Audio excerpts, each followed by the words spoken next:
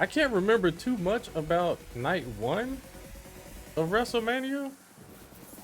So, okay, Bianca Belair, Naomi, and Jade Cargill. You guys that watched it, what would you rate that match out of a 10? Let me see some numbers in the chat. Let me see some numbers.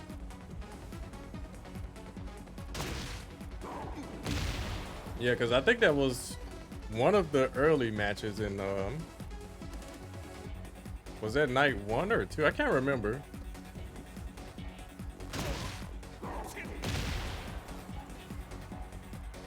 You enjoyed the women winning, so a 1? No, out of 10, that means the higher the number, the better. Oh, you're saying it's night one. Okay, it was night one. So I'm gonna say this, chat. I think that for once, a hyped up wrestler is actually like living up to the hype. Because they are booking Jade Cargill like she's just the truth, right? And I did know that like watching her AEW matches, she was kind of a little green, just a little bit.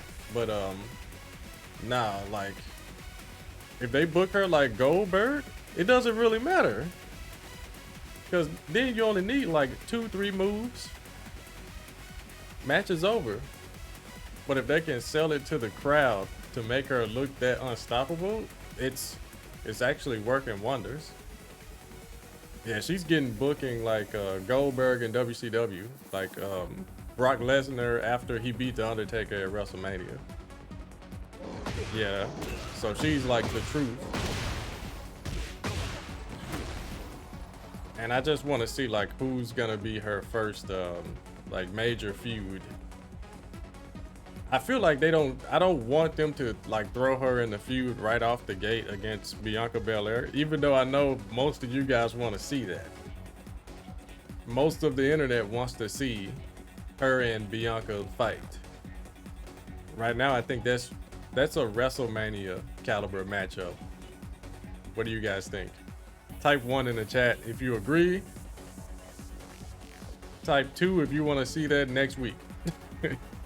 On SmackDown. What's up, Jumanji? Yo, what's up, bro? Did you watch WrestleMania? It was kind of forgettable, but Jay looked cool.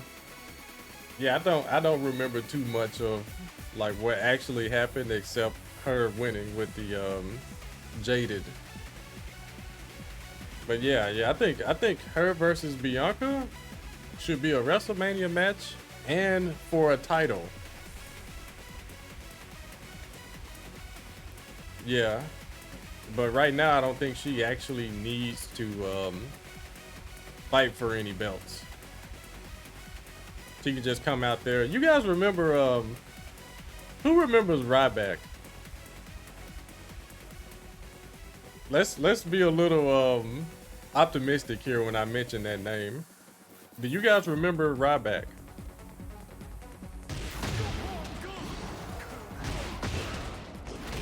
No, you can see, I knew you guys were gonna jump on him as soon as I mentioned him. Dude, that wrestler was so over at one point. He was so cool. Do you guys like, let's rewind all the way back to 2013. So you guys are really gonna tell me like you back in 2013 you were booing Ryback when he came out? You thought he sucked?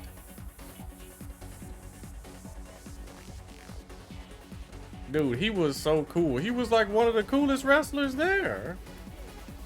Feed me more.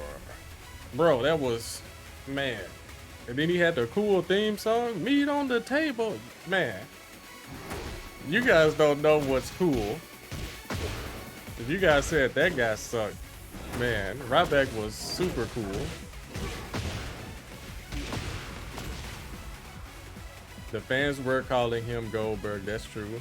Mr. Salty Pringles, thanks for joining us, bro. Thanks for the sub, welcome. We're just talking about wrestling just for a little bit. So yeah, but I bring up Ryback because like his first like few months, I would say, he was just wrestling nobodies and like jobbers for a long time. And each week he was doing something like even cooler than the last week. I think that will work out for Jade Cargill right now. What do you guys think? Like have her beat up the jobbers or like the hometown heroes. You just make her look cool and then eventually move her up to like a feud with a real like wrestler.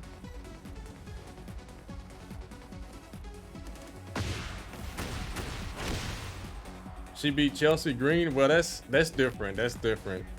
Chelsea Green she's just like, well, I guess you could say that about every wrestler. Like every wrestler is just one like pin stroke away from being godlike or trash. It just totally depends on the writers and if creative can be creative.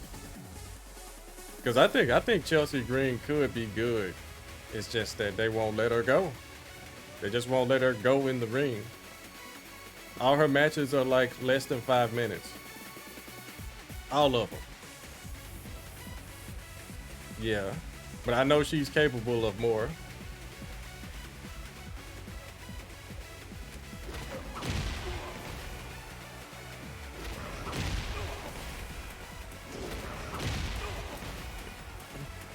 Y'all know about the wrestler in AEW based off Assassin's Creed? I do not know.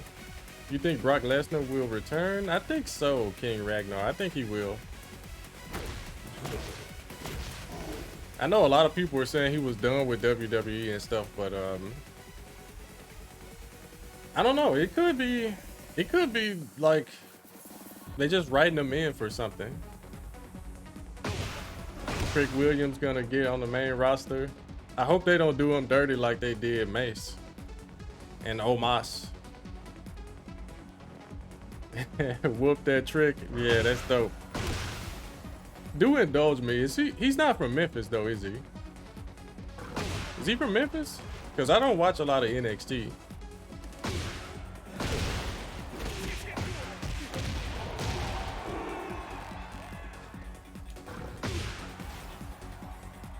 He's from Philly, but he's using the Memphis whoop that trick. Okay.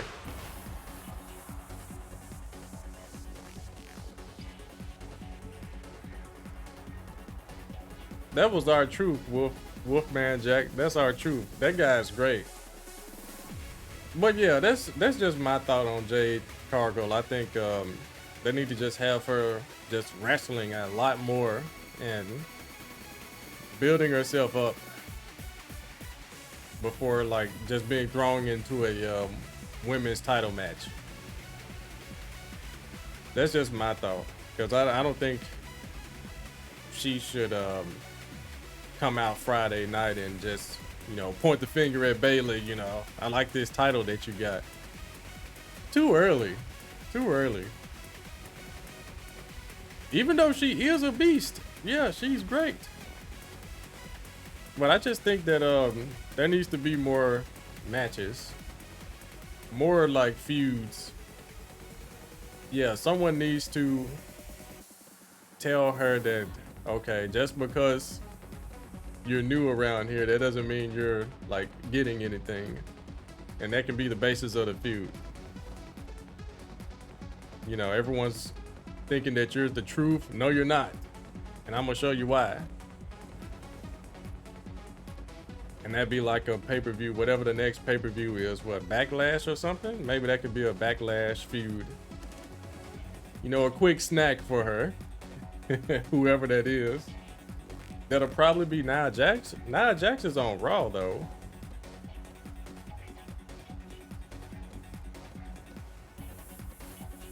But I mean, they're all interchangeable, right? They can be on whatever brand. Naomi could humble Jade.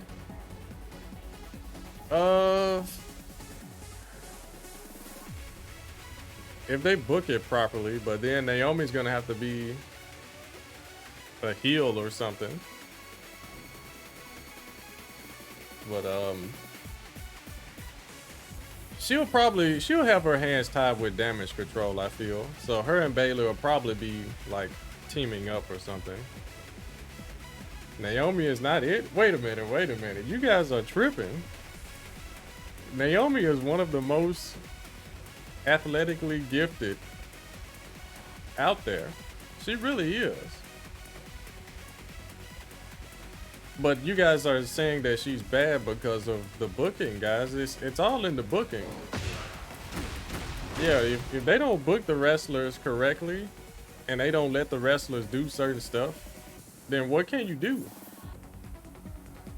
They tell her to go out there, you can't do this, you gotta wrestle for 3 minutes, you know. You won't be able to do all your moonsaults and, you know, twists and turns. Because while you're doing that, I'm like, for real, like they tell the wrestlers they have a small amount of time to wrestle, and then they have to figure out what to do. And you won't be able to go all out. You won't be able to go all out. You won't even be able to do anything. But because you know how a wrestling match usually goes for WWE, like the baby face gets beat up the whole time, makes a comeback, you know, the crowd gets behind him, yeah, he's making a comeback, finisher, boom, 1 2 3, that's it. So yeah, where do you have time to go all out and do all these cool moves that everyone knows that you're capable of? Yeah, Naomi is really good. It's just she's not being booked really good. And you can say the same thing for like a lot of wrestlers. I think Triple H is doing a good job of having like more wrestling instead of talking. But still, like with time constraints, what can you do?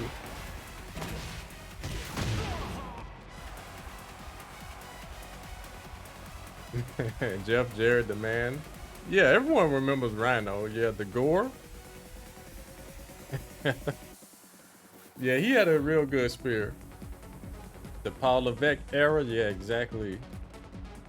Still waiting for Ricochet's push. Man, Ricochet is also super talented, and they actually let him do something. You guys see what he did Monday? That springboard 450 splash onto the announce table. That was dope.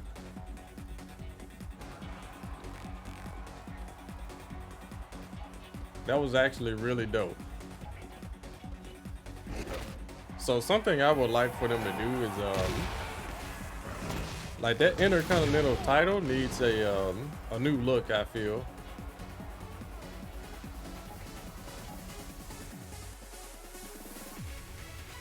The mask Ricochet is also good. Who remembers El Generico? Does anyone remember El Generico?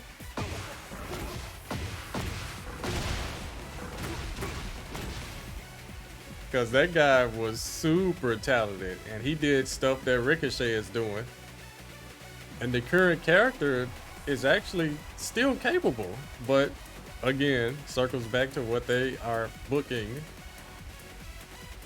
Because we know Sami Zayn is capable of so much more, especially in that match against Gunther, where he just got beat up the entire match. He just got beat up, kicked out of a million power bombs, a million like devastating clotheslines. Did his finisher, what, 2 times, and he won. So yeah, El Generico would have made a super, super good like match. The Brainbuster, yeah, that was real good too. That was a good spot. El Generico chilling at the orphanage. Yeah, they kind of made Gunther a little uncharacteristic in that match, because he didn't play around with anybody before, like Sami Zayn in WrestleMania. So that spot was actually not good. That was a thumbs down. It kind of made the whole match kind of tainted. What you guys think? Yeah, like you have a serious character, a serious, intimidating character like Gunther, beating up everybody, no playing around. And then at WrestleMania is when you decide to play around. That was just crazy.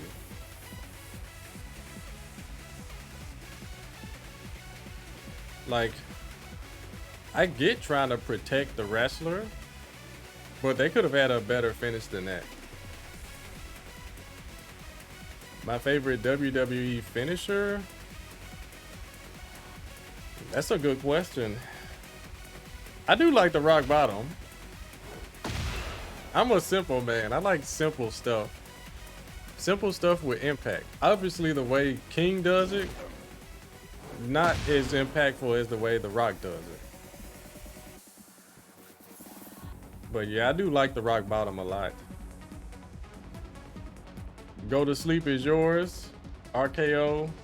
Hey, we got those. RKO is goated too. Will Ospreay challenge Triple H. Really?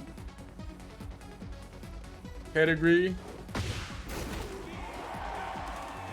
Yeah, the pedigree is great too. That's why I don't know, man. Like, it's cool that both the rock bottom and the pedigree.